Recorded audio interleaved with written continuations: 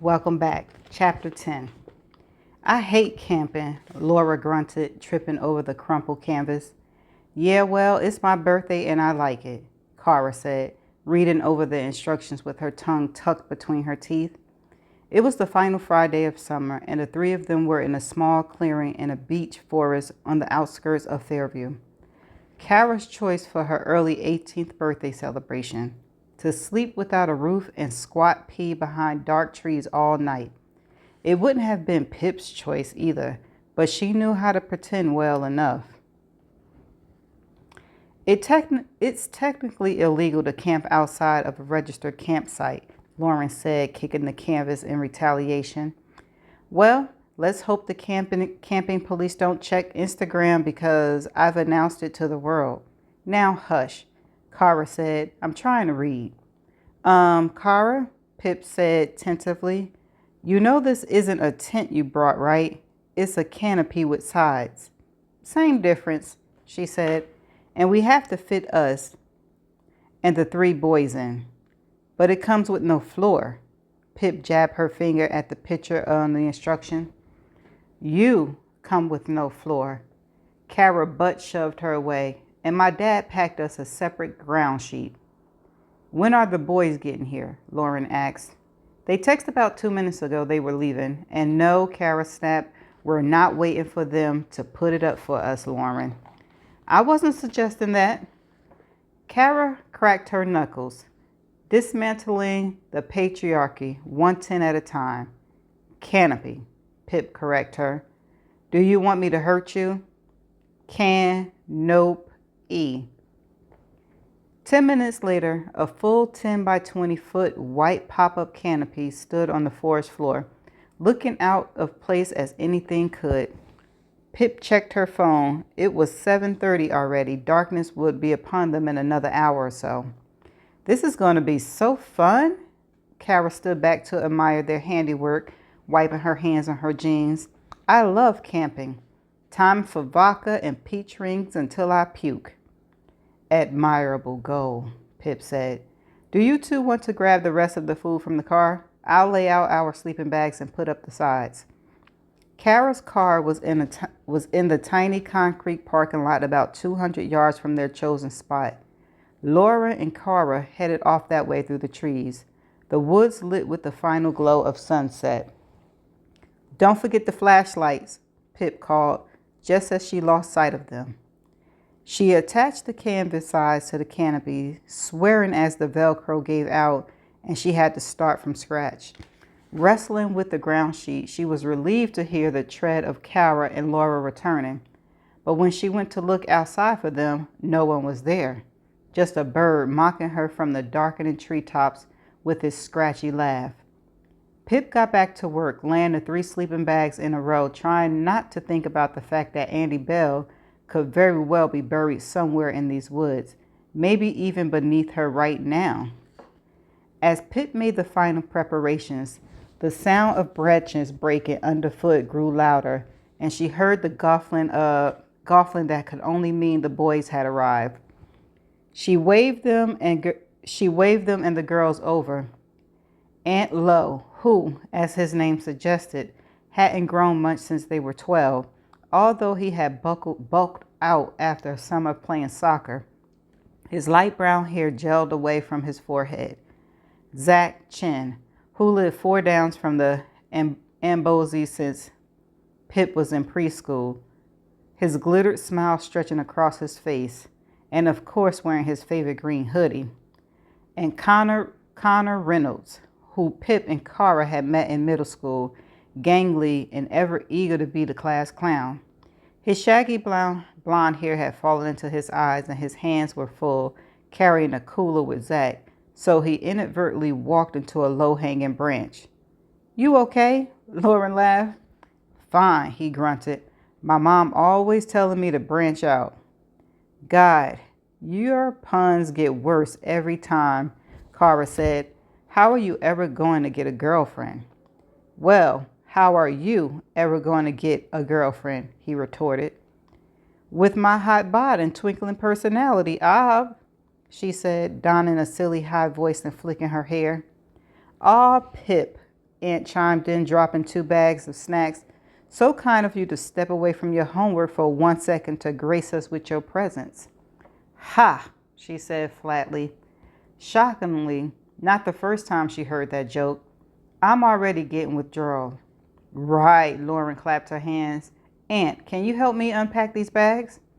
Of course he would. He jumped to it right away. Pip knew that Lauren and Aunt had had a failed fling last year that amounted to just 4 kisses and some drunken fumbling. Lauren swore never again, and she said Aunt felt the same way. But Pip could tell he was lying from the way he was always looking at her. Shall we open the beer? Asked Zach. A silver-tinted darkness had taken over the woods, the enclosure glowing like a lantern among the sleeping trees. They were sitting in a circle around the snacks and drinks, the side of the canopy rolled up for a cross breeze, 2 battery-powered lamps, and 3 flashlights between them. Luckily, they had moved to sit inside, Pip noted as it started to rain. She didn't like drinking, didn't like experience that loss of control, though the others always said she was being too sensible. She was much more interested in the chips and sour cream dip, although she had allowed herself to get to the bottom of 1 beer, sitting with her Navy Star pattern sleeping bag up to her waist.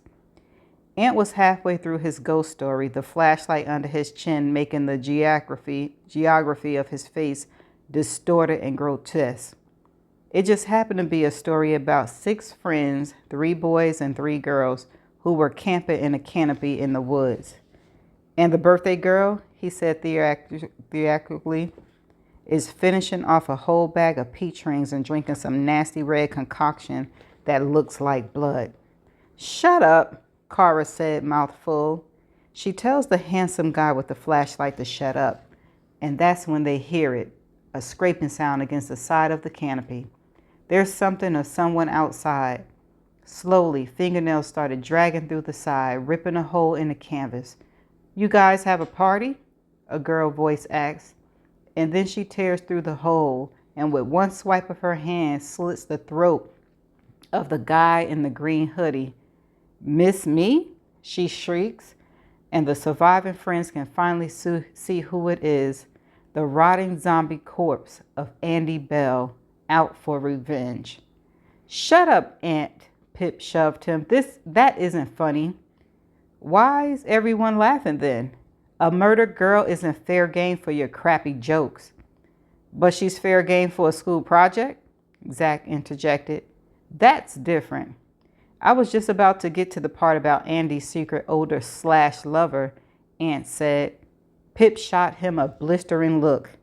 Lauren told me, he said quietly. Cara told me, Laura jumped in, slurring the edges of her words. Cara, Pip turned to her. I'm sorry, she said, tripping over the words because she was the wrong side of 4 measures of vodka. I didn't know it was supposed to be a secret. I only told Naomi and Lauren, and I told them not to tell anyone. She swayed, pointing accusatorily at Lauren. It was true. Pip hadn't specifically told her to keep it a secret. She didn't think she had to. My project isn't to provide you with gossip, she tried to flatten out her voice when it spiked with annoyance, looking from Cara to Lauren to Aunt. Doesn't matter, Aunt said. Like half of our grades knows you're doing a project about Andy Bell. And why are we talking about homework on our last Friday night of freedom anyway? Zach, bring out the board. What board? Cara asked. I brought how do you pronounce that word? Anyway, y'all know what board it is, the OUIGA board. Cool, huh? Zach said, dragging his bag over. He pulled out a tacky plastic-looking rectangle and laid it out in the middle of the circle. Nope, Lauren said, crossing her arms. No way. That's way over the scary boundaries. Stories are fine, but no communicating with spirits. Pip snorted at the boys trying to convince Laura so they could pull whatever prank it was they had planned. She reached over to the board to grab another bag of chips, and that's when she saw it. A white light flashed from within the trees. She sat up on her heels and squinted. It happened again. In the distance, a small rectangular light turned into view and then disappeared, like the glow of a phone screen. She waited, but the light didn't come back. There was only darkness, the sound of rain in the air, the silhouettes of sleeping trees, until one of the dark tree figures shifted on two legs. Guys, she said quietly, a small kick to Aunt's shin to shut him up. No one looked now, but I think there's someone in the trees watching us. That's the end of chapter 10. Okay, so I don't think I have anything about this chapter, but it was okay. Yeah.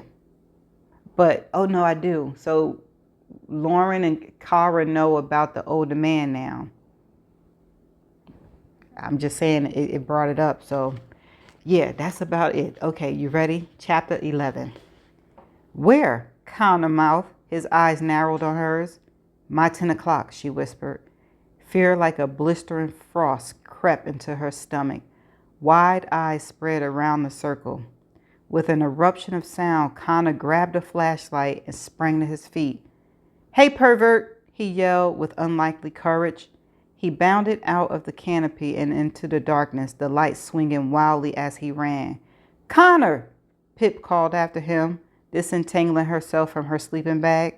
She snatched the flashlight out of Aunt's hand and took off after her friend. Connor, wait! Shut in on all sides by spidery black shadows, Pip ran, snatches of lit trees jumping up at her. Drops of rain caught in her light beam. Connor, she screamed again, chasing the only sign of him up ahead, a streak of light in the stifling darkness. She heard more feet crashing through the forest behind her, someone shouting her name, one of the girls screaming. A stitch was already starting to split her side as she tore on, the adrenaline swallowing at any last drag of beer that might have dulled her. Pip! Someone shouted into her ear. Aunt had caught her much faster than she was, the flashlight on his phone guiding him through the trees. Where's Con? He panted. There was no air left in her. She pointed at the flickering light ahead and Aunt took off. Still, there was the sound of feet behind her. She tried to look around but couldn't see beyond her own circle of light.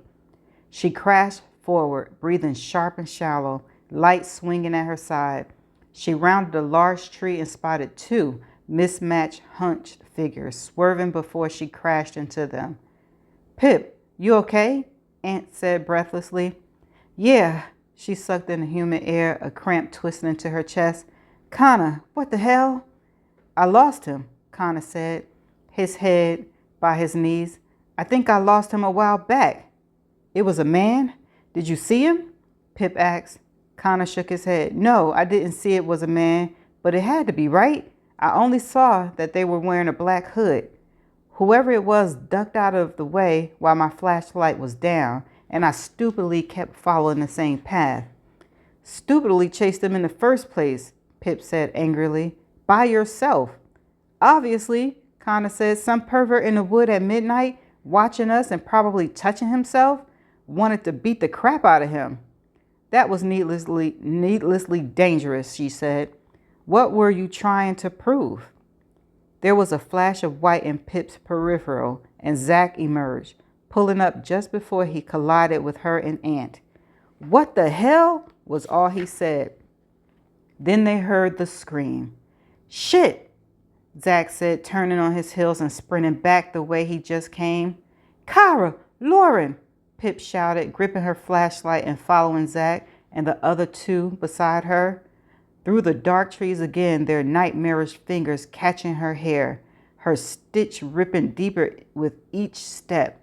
Half a minute later, they found Zach using his phone to light up where the two girls stood together, hand in hand, Lauren in tears.